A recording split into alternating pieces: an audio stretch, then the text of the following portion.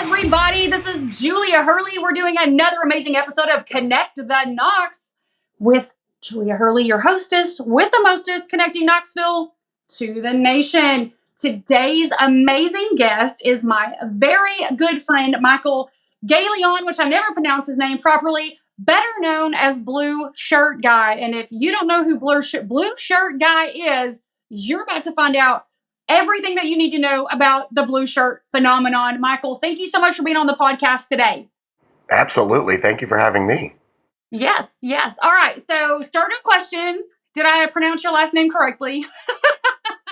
No one ever does. I'm not even sure if I do at this point anymore. I feel like if everybody else is doing it one way, I should just join in. But It's actually Galyean. Oh, like God. Scallion. Galyean. Is Galyean a word? What is that? It's like after a ship or something. I don't know. We're going to have to look it up. All right. So, very first question out the gate. We want everybody in the nation to know, what is your connection to Knoxville? Oh, gosh. I feel like I have a lot at this point. I moved to Knoxville 23 years ago to attend the University of Tennessee. The story that I've been telling a lot because of my recent viralness, but this is true. I came from Delaware. I applied at Tennessee and at Kentucky. And when we were doing our campus tours, Tennessee was our first. And let me tell you, this was the first interstate I had ever seen. I had never really seen mountains before. So driving into Tennessee was already just this dreamland, right? It felt like Hollywood. It was huge. Oh my gosh. And I remember coming down James White Parkway and seeing the river, which was gorgeous, and the bridges and all these skyscrapers. Again, Delaware, 2 traffic lights, a McDonald's. That's it. So we turn the corner and I see Neyland Stadium, and I usually tear up every time I see this, but I see Neyland Stadium and I was like, I'm going to be a cheerleader in there one day. And I just remember seeing campus open up and just go, we've got you, little boy, come on. So, and I believe we stayed at a hotel on Lovell Road before Turkey Creek was born. Again, this was 1999. And I just remember thinking Knoxville was this huge mecca, right? We went to Lexington, didn't fall in love with her. She was no good. So, just from the first... Sorry, Lexington listeners. I'm sure she's fine. But no, it just, as soon as I turned into Knoxville, it just gave me this vibe of home sweet home to me, right? Yeah. So ever since then, I've had it went from the biggest place, and then when you leave campus and you see the rest of Knoxville, you're like, feels a little small. What are we doing? And then it opened back up for me, especially with the revitalization of downtown. So I've got, a lot of little pockets of areas that I love and where friends and family are. So, yeah, I'm a Knoxvillian now, 23 years strong. I love that. Yeah. You saw Neyland Stadium, and it's like how we all feel about Neyland Stadium. Yeah. So it felt like I was actually running through the Power T. Did you get to run through the Power T? Not yet. That's what I'm going to say. Not yet. I don't know if they allow civilians just to run through. They do. I think it's a donation of $100,000. Yeah, I'm not going to be running through the Power T. Yeah, I know that you have a lot going on in the Knoxville area due to, it's not even that recent. It just feels like recently a lot of people have locally seen you, but you had a national exposure moment on UT's football field. We were there for it. Our seats are on the very first row. And we saw this happening, and I was like, what is going on down there at the DJ booth? So tell everybody that does not know what this scenario was and how this has catapulted you here in Knoxville. Sure. So I was invited by the dance coach, which is a friend of mine, Kelly Tafazzoli. She reached out to me about a week before we performed, saying we have this idea for a little bit. And there's a lot of viral security guard, police officers, umpires dancing on the sidelines. And a lot of it's them battling with the mascot or just doing a little solo moment. They were like, we want to elevate it. We know that A, I have a dance background. B, I came to UT to be a cheerleader and chickened out, never fulfilled that dream. And 3, I've been recently participating in a lot of the Jupiter productions here in Knoxville, which film Snapped and, Homicide Hunters. And I play a lot of detectives and police officer and security guard. So she knew I could play all 3 of those roles well. And so we just, we put together a little skit in about 4 days. We had 30 minutes of rehearsal, and we just wanted to just elevate. And that's, I think they've been doing really, really well the past few years. Is football's great. You also got to entertain us during those timeouts and those like commercial breaks and really make it a full experience. So I was just glad to be part of it. Even if no one ever recorded it, it was still the best day of my life just to have my dream fulfilled. I mean, it's Neyland Stadium. You and I went in there when it was empty and it still feels powerful, right? It is. There's electricity in there at all times. So yeah, I kind of went internationally viral. It still is. I was just trending in Sweden a couple weeks ago. I don't know. But ESPN and Game Day just shared it for the 4th time this past week. So it's still getting buzz. And the best part is it's still positive. All the feedback, for the most part, it's 99.9% positive. And people are just happy to see joy and dance and just seeing the power of the Vols also. So great day. Sure. Yeah. So that's very. So we'll talk about the chickening out of the cheerleading later on down the road. But sure, how has the local Knoxville community affected and changed with you? And what are you seeing like the local community do here to help you catapult that dream? Yeah. So in the past few years, and we'll touch on this too, but I've been really involved in the Knoxville community in many, many different ways. And first off, I'm an ambassador and a navigator for the Knoxville Chamber of Commerce. So I work with them on a lot of what we like to call like client facing. So whether it's ribbon cuttings or events with the members and kind of interacting with the community. But also with that, I've been working downtown a lot, which is new to Knoxville. In my eyes, we kind of have 2 Knoxvilles. We have our downtown, and then we have the rest of the county, right? And they are 2 different worlds. They act differently. They are different. They have different needs and desires. And I've kind of, and I live in West Knoxville. I'm on Cedar Bluff. So I've kind of been this bridge on my social media for years of that gap of downtown Knoxville's not that far away. It's accessible. There are things to do. This isn't 2003 where there was nothing to do. I understand. But just showing them that it's not just a tour. Yeah. And it was desolate. I get it. Showing them that it's not just a tourist trap and there's little pockets and areas of really great restaurants and all that. So I've always been that to my few friends and followers on Facebook and Instagram. But now that I've kind of gotten this platform, there's some validity there. And now I've been able to really celebrate and promote, my friends and neighbors that live in Knoxville and help just be a voice, not just to the locals, but there's been plenty of people that have moved to Knoxville because of my dance. I'm just saying, I need commission somewhere. I don't know. I don't know how to get that checked, but I've had 2 or 3 people go, we were debating between Nashville or Knoxville, and you and your energy have made us go to Knoxville. So you're welcome, real estate agents. I love you. I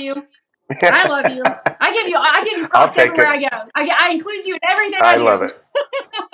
Perfect. Same. So yes, and thank you. So Knoxville, in and of itself, as small of a big small town as it is, what challenges have you faced, and what challenges do you face, and how are you overcoming those here locally? I mean, I think we can all talk about the first one, and that's just the inflation of prices. But that's life. That is what we have. That's what happens when we build a better town. But it happened overnight. It felt like, and I know we're not the only city. it is what it is. We do have to change with the times, I guess, but it is frustrating. But I think, all in all, I think that division of downtown versus the rest of Knoxville is kind of, I'd like to bridge that gap a lot more. And I think that comes with just mindset. I think it comes with education. I think it comes with just cross marketing, because I did run a company in Market Square for a while, and we stopped promoting to West Knoxville because we gave up, saying those people will never come downtown. It's so far away. And now it's 15 minutes on a bad day. But I think just something between those two, just to say this is one city. We're acting like it's two. And, whether it's political or economic, there's so many just different divides within city Knox, county Knox. And I'd love to see those come together. So I think one of the things that I live in West, right? Out west. Mm-hmm. Out west. And I also Wild, see Wild West. Wild West. We also see that separation, and I think that what we see are two avenues of conversation, right? You see the Visit Knoxville, you see this, like the Knoxville Sports Association, and that only talks about everything going on in downtown Knoxville, even though Farragut pays city taxes. Like pockets of the county pay city of Knoxville taxes. That Sports Authority only focuses on downtown Knoxville and UT. It only focuses on avenues that will create a downtown atmosphere.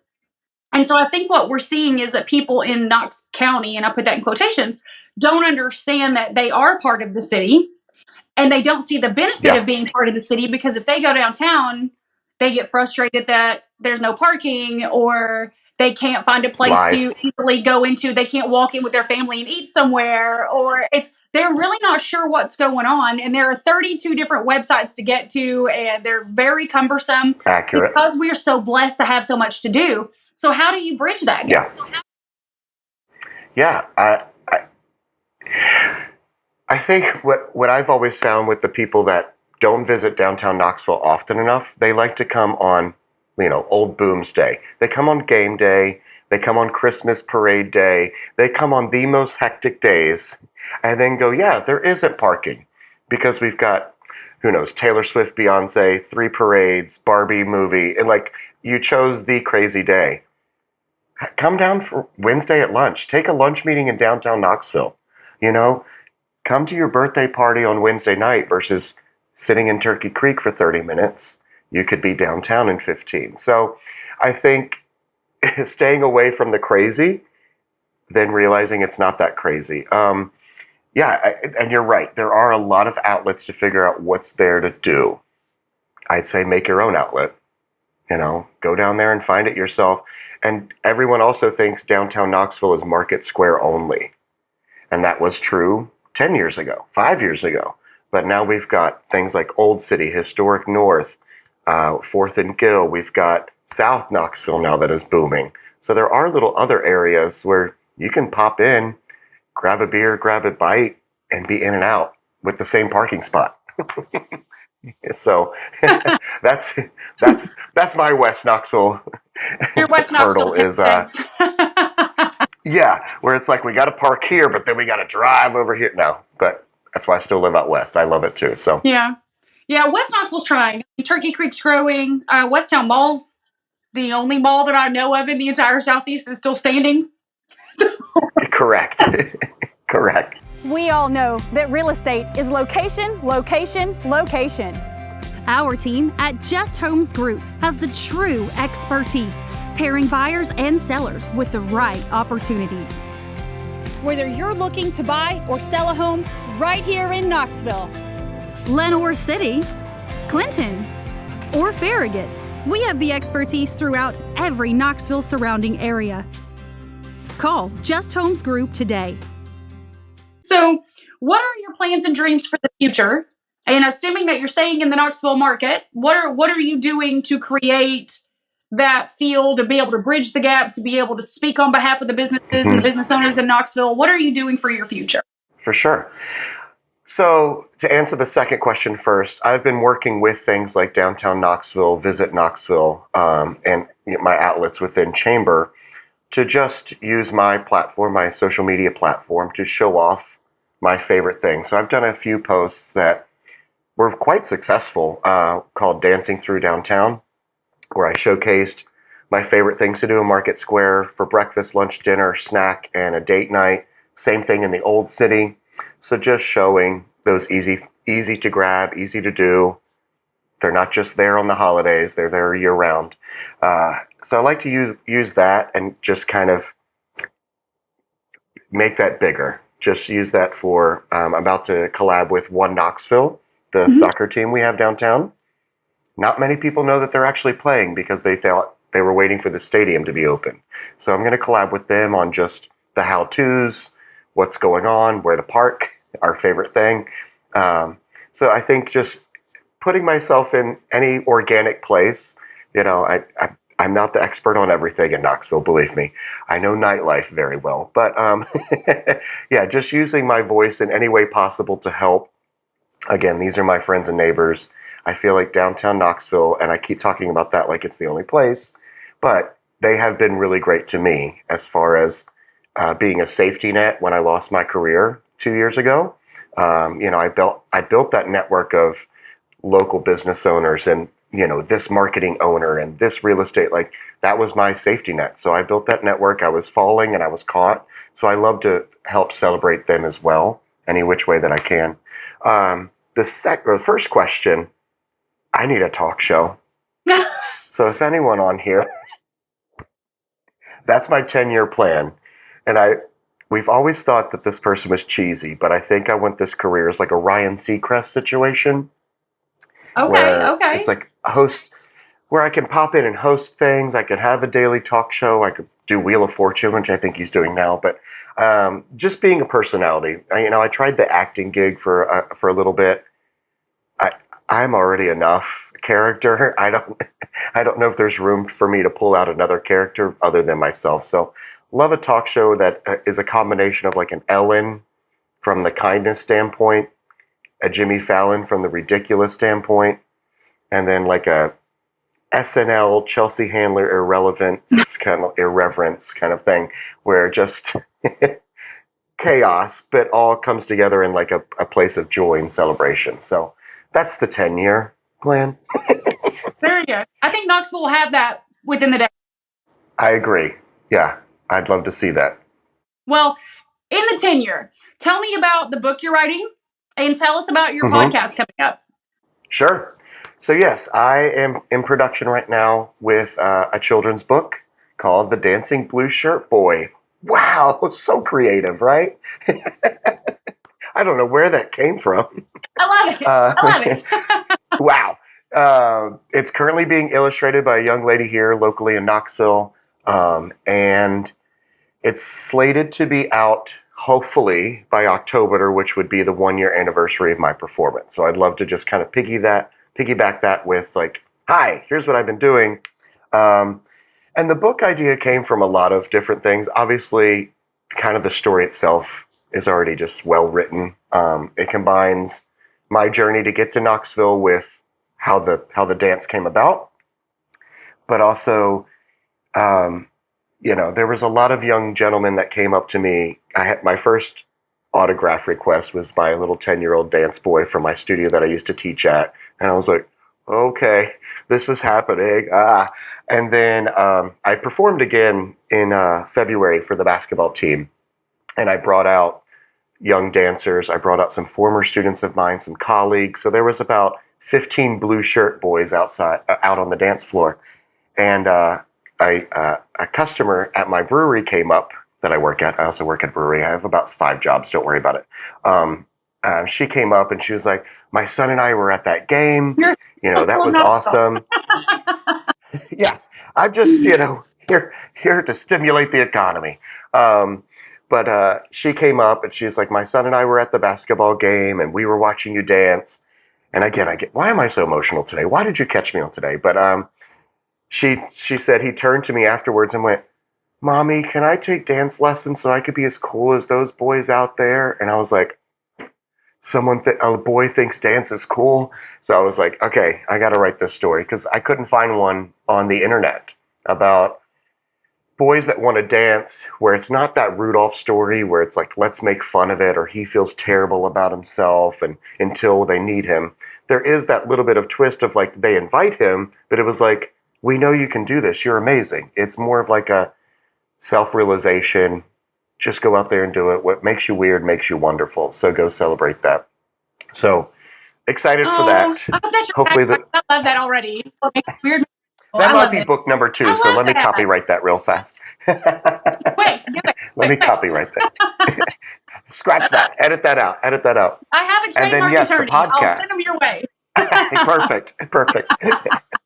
And as far as the podcast, that's kind of been a recent thing. I love doing podcasts. I don't know why. Me talking about myself, weird. But I was on a podcast a few months ago with Chris McAdoo, he works for the Entrepreneurial Center downtown. He's just kind of one of those downtown people that's everywhere. And we had a really, really good conversation. And the production company was like, have you ever thought about your own? And I was like, it's always been on the radar. But we had a meeting and I came with them with an idea called Shoulda, Woulda, Coulda. And it's kind of touching on what you've asked a few times, like, what are the things you wish you could have done differently or should have done differently? And it sounds like it might be a little bit of a dark conversation, but I think those choices that we maybe missed out on led us to where we are, or maybe there was a great lesson with that. And some of them, I want them to be silly. Maybe you wish you could have jumped out of an airplane, or maybe you wish you could have, found your first love again, or should have not gone to college and wasted $90,000. Whatever the conversation might be. 100,000 here. I agree with that comment. Yeah. I only went 2.5 years. So. But yeah, I just kind of want to have, and they're quick little chit chats, and then there'll be some like life lessons in there, and just tying that back to thinking about your life differently, and kind of being proud of those choices that you made or didn't make. Every choice you make leads you to where you're supposed to. Exactly. Yeah. So I'm glad I wasn't a cheerleader before, because 23 years later I got to be one, and it's much more fun now. But yeah, the podcast should be out. We're shooting for probably late August, early September. Very good. Very, very good. Well, Yeah. we have a few minutes left. So what I like to talk about during So this fast. last What? Are you period kidding me? with everybody that it's already been 22 minutes. You know us. We can talk for days. Accurate. I got 1 cup of coffee in me. We're ready to go. So give us a list. Give us a list of, and we ask everybody, like, your favorite grocery store, your favorite brewery, your favorite restaurant, your favorite snack shack, your favorite dance club. Like, give us a list. Okay, wow. I mean, grocery store, you got to go with the Kroger Marketplace on Cedar Bluff. That's pure class, baby. That's pure class. The one in Farragut sells furniture. Yeah, well, they all did at the very beginning. They had TVs and furniture. And then the one in Farragut also has the beer bar. So that's a plus. Right. I mean, gosh, West Knoxville, we're booming. But let's go. Favorite brewery. All right. My top 3 that I tell people, you got to come to Elst Brewery. It's in North Central. I think we have very approachable beers. If you're maybe new to the beer world, we've got a great version of each beer. I also think people need to check out Pretentious down in the Old City. They blow their own glass and they make their own beer. So it's kind of an interactive thing. You can take a glass blowing class. You can sit there and watch them make glasses. But he's one of the first people, I think, that made the Old City what it is today.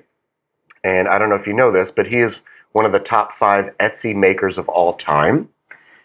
So Etsy came to Knoxville, saw how great we were doing, and they deemed us the first maker city. Yeah. Which really, I think, helped.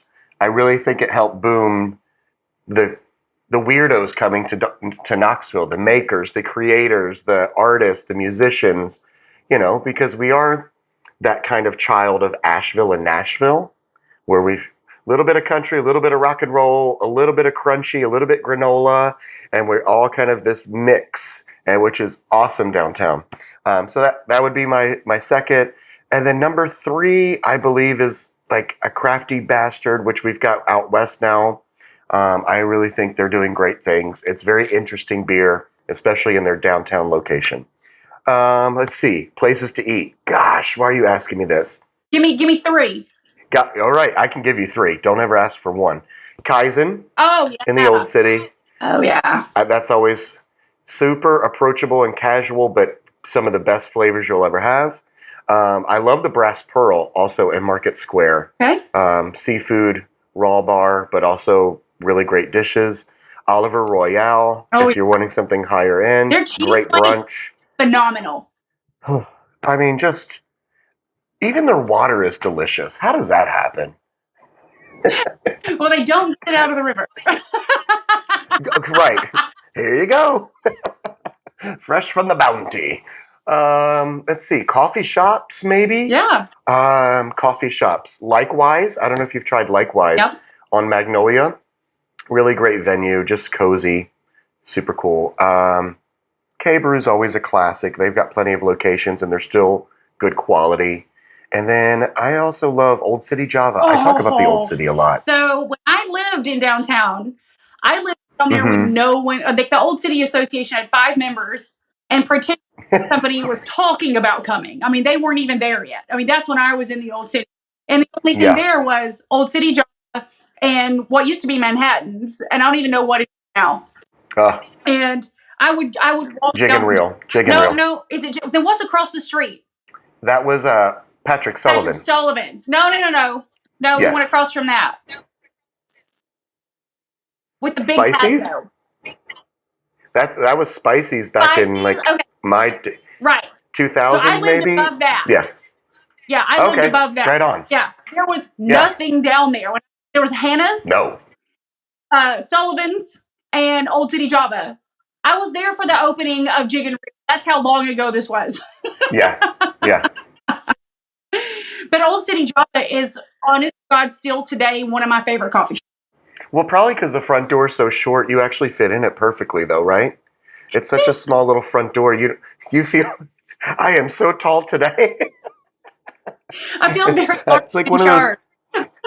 Yeah, it's very Alice in Wonderland. You've got to really duck in and under, but no, they're great. It's a good place. That's all right. One last question. Question. If people visit you from out of the area, have never been here before, what is the first place that you take them to? Where is it, or what is it? Probably my favorite building in town, and it's such a cop-out, but the Sun Sphere. You can't go wrong. I love that because it's gorgeous. Yeah. Well, people have no idea what it is, and to me it's a disco ball. But, I rented it out for my 40th birthday a year ago. So it was just one of those, it turned 40 the same year I turned 40. We're both Knoxville icons, and we both get lit at night, so.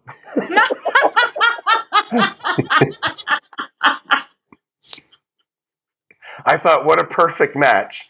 I love you so. You're welcome. Yeah, you're awake at 9 o'clock. By 8:45, I'm like this. Done. Oh yeah, 9 o'clock. We're just waking up. Yeah. I love it. Night owl. Well, this has been one of my favorite podcasts. I love having you on anything that we do. Thank you for being on American Dream TV, selling Knoxville, our internationally known television. So much fun. It was great. We appreciate everything you do. We appreciate Kelly bringing you on with the dance team because she has given us such an insight and creativity to UT Sports that's not just players on the field. And we appreciate all of that. Everything you do for the chamber. Michael, thank you. We look forward to listening to your podcast. We look forward to reading and buying your book in October. And hopefully, but we will, make sure that we beat Bama just in enough time to buy your book and celebrate it. Please. Absolutely. We need that. So thank you again for being on the show. Listeners, thank you for tuning in to another episode of ConnectTheKnox. I'm Julia Hurley, your hostess with the mostest. Thanks for tuning in, and until next time. Bye, everybody. Thank you for tuning into the show. Make sure to like and subscribe. Leave a 5-star review on your podcast player of choice. And if you would like information on moving to Knoxville, send me a private message. As always, this is Julia Hurley connecting Knoxville to the nation.